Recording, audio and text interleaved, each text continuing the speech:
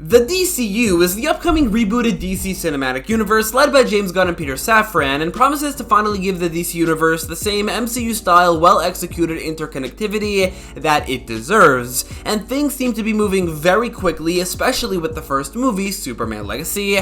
However, Superman Legacy is only technically the first movie, as Blue Beetle is being incorporated into the DCU. But even then, not including Blue Beetle, Superman Legacy still isn't the first DCU project, as Creature Commandos and maybe Waller are coming out beforehand, with all these projects having cast a good amount of characters already, in addition to the other 8 already confirmed projects, and other confirmations from James Gunn. A lot of characters have been confirmed to appear in the DCU, and with the writers and actors strike going on right now, it's unlikely any more characters will be cast or projects announced anytime soon. So now would be a very good time to go over every character, which there are more than 50, who have been confirmed to appear in the DCU, and actually most of these characters, or a little bit over half, have already been cast, so make sure to subscribe, and let's begin. So to kick things off, I'll be going over the 30 plus characters who have already been cast, starting with the first category, which are characters whose actors are being transitioned over from the DCEU. James Gunn did mention at one point that it won't only be characters from his side of the DCU, so the Suicide Squad and Peacemaker, to stick around, but as of right now, every actor confirmed to be remaining from the DCEU appeared on Peacemaker and or the Suicide Squad,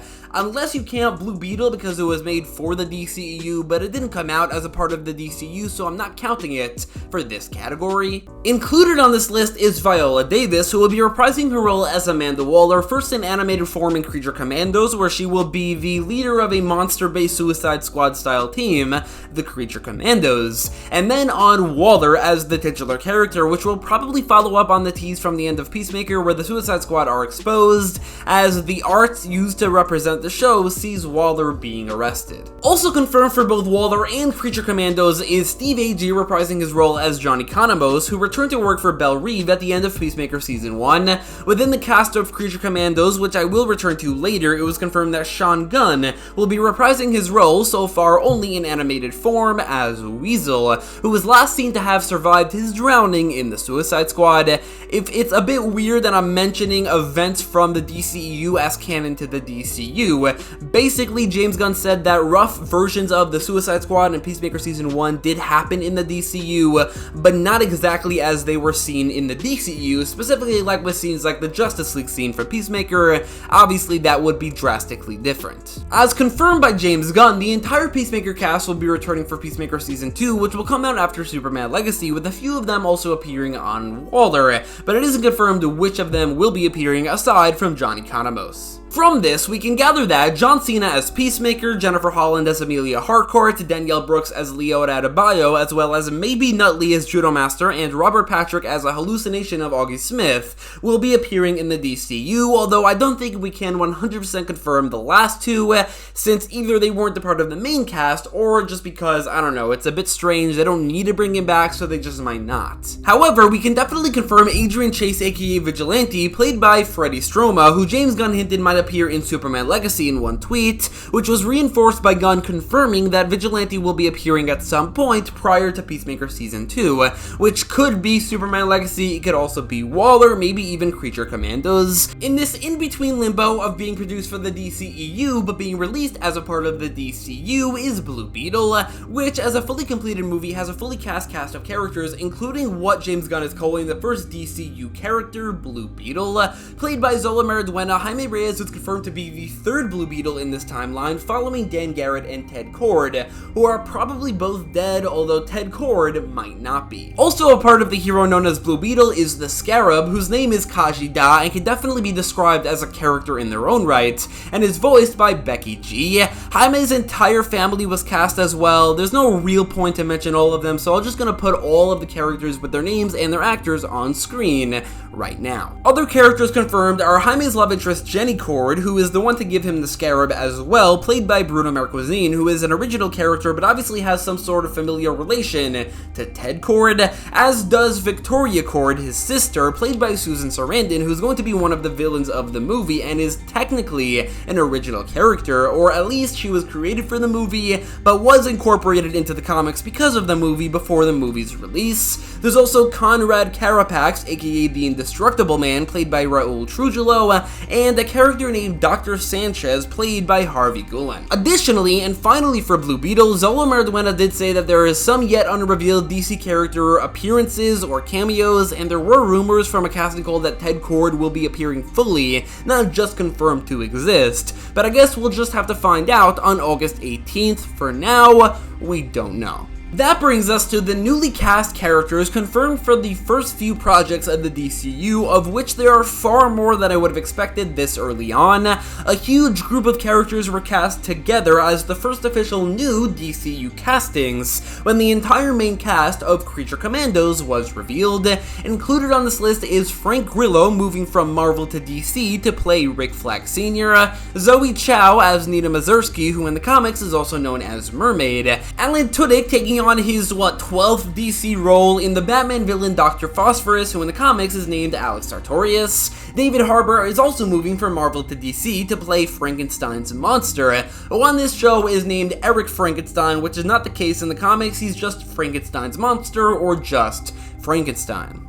There's also Indira Varma as Bride of Frankenstein, or simply the Bride, and Sean Gunn being given a second role alongside Weasel as he voices G.I. Robot, who seems to have been a robot created during World War II whose only motivation is that he hates Nazis, or at the very least that's how James Gunn describes it. And finally for Creature Commandos is a completely original character named Princess Ilana Rostovic, who will be played by Maria Bakalova. Some of these characters will also appear in live action at some point, in which case they will be played by the actors who voice them, with vice versa also being true for initially live action characters, including, like I mentioned earlier, Amanda Waller and Johnny Economos, and probably many more. The first group of new cast for this universe are some D tier and honestly some F tier characters, an F- character in the original one from Creature Commandos, but the second group of characters are the top of the S tier, as the two main characters of Superman Legacy were cast together. First is the titular character, who the entire universe is now depending on, Clark Kent, aka Superman, also known as Kal-El,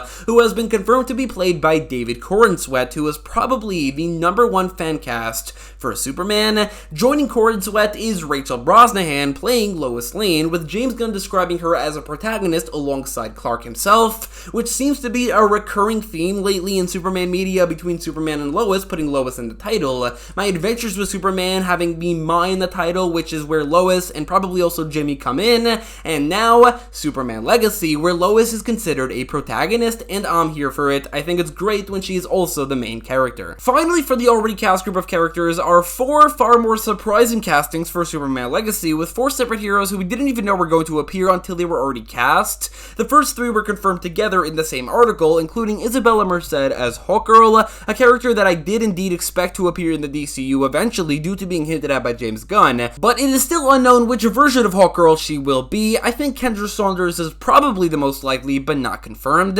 Eddie Gathegi will be playing Michael Holt, aka Mr. Terrific, which I did also expect to appear in the DCU eventually, given that he's been heavily hinted at by James Gunn as well, and some scoops even hinted at him appearing in Legacy. As it turns out, they were right. The most surprising by far of this shared reveal, given that he's never been hinted at before, is Guy Gardner, as Nathan Fillion will be playing him in the long-awaited return to live action that the Green Lanterns have been greatly missing.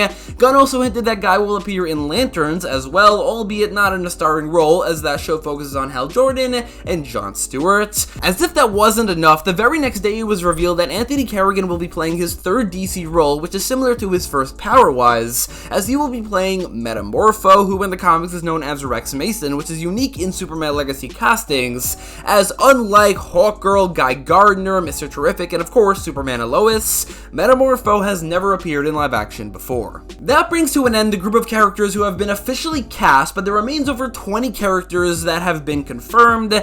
Kinda. I say kinda because the only way to really get over the 20 character mark is with the Authority, a group of characters who have been confirmed to be getting their own movie in Gods and Monsters, but no individual member has been confirmed. The visual representation for the Authority does show the 7 original members: Apollo, Midnighter, the Doctor, Swift, Engineer, Jack Hawksmoor, and Jenny Sparks, but I do think it's possible that not all of them will be appearing, and I don't think we can fully trust the visual representations. The one for Lanterns shows Jon Stewart as a Yellow Lantern, which is not happening, and the one for The Brave and the Bold is from a comic where Batman is Dick Grayson and Bruce Wayne is presumed to be dead, and that's also not happening, so I don't think we can fully trust the visual representation. The characters I think have a 100% chance of appearing are Midnighter and Apollo due to their popularity, the fact that they are on the Wildstorm team and the DC team, and the fact that if you don't include them, that could come off as homophobic, and it just might be. Going from there, I think Jack Hawksmoor is very likely given his unique abilities.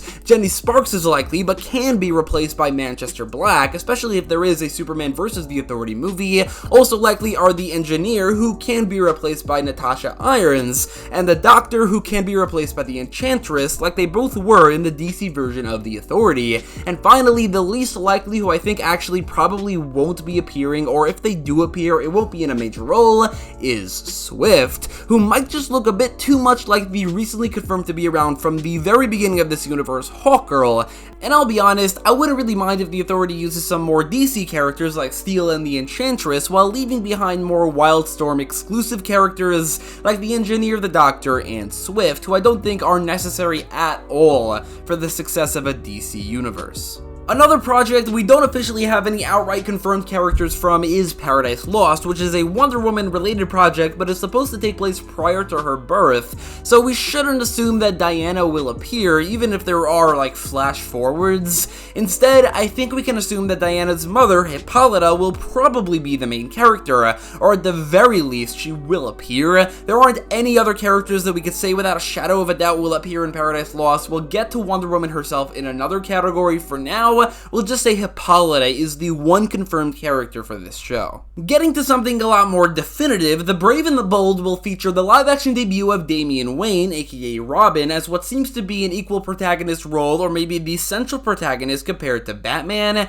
The Batman seen in the visual representation is actually Dick Grayson, like I mentioned earlier, which alongside the Batman movies remaining completely separate, led to some people, including maybe a bit myself, to thinking that Batman in this universe will already be Dick Grayson. But James Gunn debunked this, confirming it will indeed be Bruce Wayne. There simply will be two cinematic Bruce Waynes at the same time, which sounds very risky, but we'll have to just wait and see if that actually works. James Gunn also said that some other Bat family members will appear as well, and we could have maybe made some assumptions based on that, tying them to some hints, but we can't say without a shadow of doubt that any particular character will appear, at least not in this category. We will get to two Bat family members later who have practically been confirmed. Alongside all the characters already mentioned for Superman Legacy, there have been a few characters who haven't been cast yet, but have been officially confirmed. Jimmy Olsen was confirmed by James Gunn on multiple different social media interaction occasions in such a way that seems to confirm that he will have a large role, in deep contrast to the two previous live-action Superman adaptations, the DCU and Superman and Lois, where he either never appeared or was swiftly killed off. And I, for one, am glad that Superman's classic supporting cast is being given some spotlight. And speaking of, after people asked why a Superman movie will include so many other heroes after the castings, James Gunn replied that Superman is a man of two worlds. He's Clark with Lois, Jimmy, and Perry at the Daily Planet, but Superman with the other heroes, with the Perry in question being Perry White, the editor-in-chief of the Daily Planet, who we could have assumed was going to appear, but this just officially confirms it. We could also probably assume that other Daily Planet employees, such as Steve Lombard, Cat Grant, and Ron Troop are appearing as well, but none of them have been confirmed as of yet. In an interview with Chris Pratt for Guardians of the Galaxy Volume 3, James Gunn joked that he would cast him as Krypto the Superdog in Superman Legacy, which he then confirmed wasn't fully a joke and that it's an actual scoop for the interviewer, not the Chris Pratt part, but Krypto the Superdog has been confirmed to appear in Superman Legacy, presumably in CGI form, and probably not with Chris Pratt. Presumably he'll just be a dog without a voice actor. Finally, for Superman Legacy is Lex Luthor, who has not been officially confirmed by James Gunn himself, but rather by the trades, who were reporting on some of the Superman Legacy casting process, specifically for Superman, Lois Lane, and Lex Luthor, and it turns out they were very much right about David Corenswet and Rachel Brosnahan being one of the last contenders. So I'm inclined to believe that Lex Luthor was searched for as well, maybe for the main villain role, but what's more likely, and I'm sure we'll all prefer him to be a side villain, and give someone else in the Superman Rogues Gallery a chance, other than Lex Luthor and General Zod. The other two remaining movies are Swamp Thing, which we can assume will include the entire Swamp Thing supporting cast, but the only confirmed characters are Alec Holland and Swamp Thing, technically two separate characters, and then Supergirl Woman of Tomorrow, which is directly named after a specific comic that has a second protagonist named Ruthie, who will probably appear, but it's not yet confirmed. The only confirmed character from that movie so far is Supergirl, aka Kara Zor-El. Kara has had many different civilian identities in the comics, so it could be anything from Linda Lee to Linda Danvers to Kara Danvers, but I think Kara Zor-El will be a lot more significant this time around.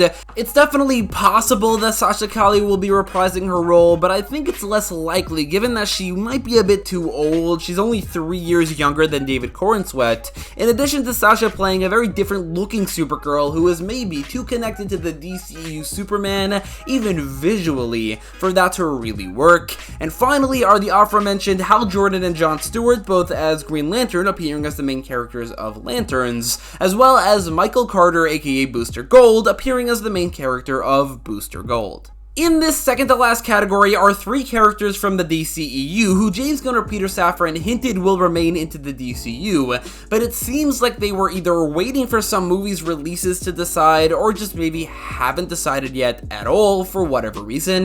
The first of these is Wonder Woman, who James Gunn did say is part of the DCU plans at some point, with Paradise Lost clearly pointing to that, and I think we can safely say with 100% certainty that Wonder Woman will appear in Chapter 1.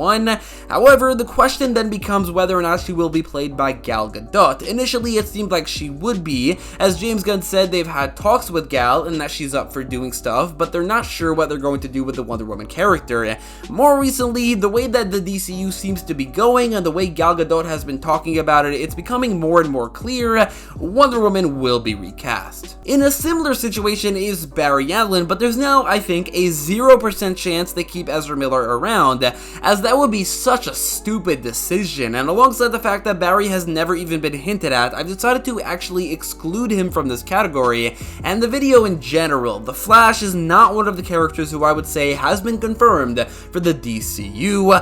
Aquaman, on the other hand, I think we can keep, as the first Aquaman movie was a huge success, and Jason Momoa is generally loved by everyone, and James Gunn and Peter Safran have talked about it. For right now, it seems to me that they are still waiting to see how Aquaman 2 does before making any Aquaman-related decisions, but Peter Safran did tease in Aquaman 3, saying Jason Momoa always saw Aquaman as a trilogy. Momoa's name has also been tied to Lobo, so things are very much up in the air for Aquaman, and I think it completely depends on the success of Aquaman in the Lost Kingdom. If it makes another $1 billion, if it even makes even like $700 million, basically if it's a successful movie, then they'll probably keep him around. If it isn't, then Aquaman will be rebooted. And finally, to end this video off, are 4 characters who were practically confirmed by James Gunn to the point that it would be really surprising, and he would basically have been lying if they don't ever appear, even in the first chapter, but we can't say 100% that it's been confirmed. Basically, what happened is that someone wrote an article about 8 characters who should appear in the DCU. These characters were Vixen, Static, Nightwing, Cassandra Cain, Arsenal, John Kent, Terra, and Kyle Rayner. James replied to this article asking will 4 of 8 do, confirming 4 of them will be appearing, but also 4 of them won't be, and from there, someone else responded to James Gunn with pictures of Vixen, Static, Nightwing, and Cassandra Cain, with the caption, "These 4 do," and James Gunn just so happened to have liked this tweet. This seems to me like the single most definitive group of confirmations that we can get out of a social media interaction of James Gunn's that gives a definitive answer about 8 different characters, and whether or not they will be appearing. John Kent, Terra, Kyle Rayner, and Arsenal will not be appearing, which is fine for Terra. It's fine for Kyle, given that there are also 3 other human Green Lanterns that will be appearing beforehand. It makes perfect sense for John, since Clark is only 32, but I will say, it's pretty disappointing for Arsenal. Meanwhile, from this Twitter interaction, we can confirm that Vixen, Static, Nightwing, and Cassandra Cain will be appearing in the DCU. This can definitely be corroborated by hints. Vixen was hinted at once, Static was hinted at multiple times, and the Bat family in general was confirmed, alongside Nightwing specifically being hinted at. This group of characters makes a lot of sense. There are plenty of other characters who have been heavily hinted at, but that's something that we'll probably discuss in another video.